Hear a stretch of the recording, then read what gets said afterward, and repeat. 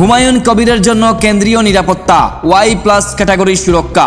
মুর্শিদাবাদের প্রভাবশালী রাজনৈতিক ব্যক্তিত্ব হুমায়ুন কবির অবশেষে কেন্দ্রীয় নিরাপত্তা পেলেন। কলকাতা হাইকোর্টের নির্দেশের পর বুধবার সকালে তার জন্য ওয়াই প্লাস ক্যাটাগরির নিরাপত্তা বলয় কার্যকর করা হয়েছে। সিআইএসএফ এবং সিআরপিএফ সদস্য সংখ্যা মোট 13 জন কেন্দ্রীয় বাহিনী জওয়ান তার দেহরক্ষী হিসাবে নিযুক্ত হয়েছেন। হাইকোর্টের নির্দেশ অনুযায়ী এই কেন্দ্রীয় নিরাপত্তার যাবতীয় ব্যয়ভার হুমায়ুন কবিরকে নিজেই বহন করতে হবে। এবার প্রশ্ন হলো, কেন এই নিরাপত্তা? তৃণমূল কংগ্রেস থেকে বহিষ্কৃত হওয়ার পর থেকে হুমায়ুন কবির তার জীবনের ঝুঁকি নিয়ে আশঙ্কা প্রকাশ করেছিলেন। তার অভিযোগ ছিল, রাজ্যের বিভিন্ন জেলায় তার গাড়ি আটকে হেনস্থা করা হয়েছে, ফোনে তাকে একাধিকবার প্রাণনাশের হুমকি দেওয়া হয়েছে। রাজ্য পুলিশের উপর ভরসা না করে তিনি কেন্দ্রীয় নিরাপত্তার আবেদন জানান। সম্প্রতি বেলডাঙ্গায় বাবরি মসজিদের শিলান্যাস কর্মসূচি এবং নতুন রাজনৈতিক দল ভারতীয় জনতা পার্টি গঠনের পর থেকে তার উপর হামলার আশঙ্কা বেড়েছিল বলে তিনি আদালতে জানিয়েছিলেন।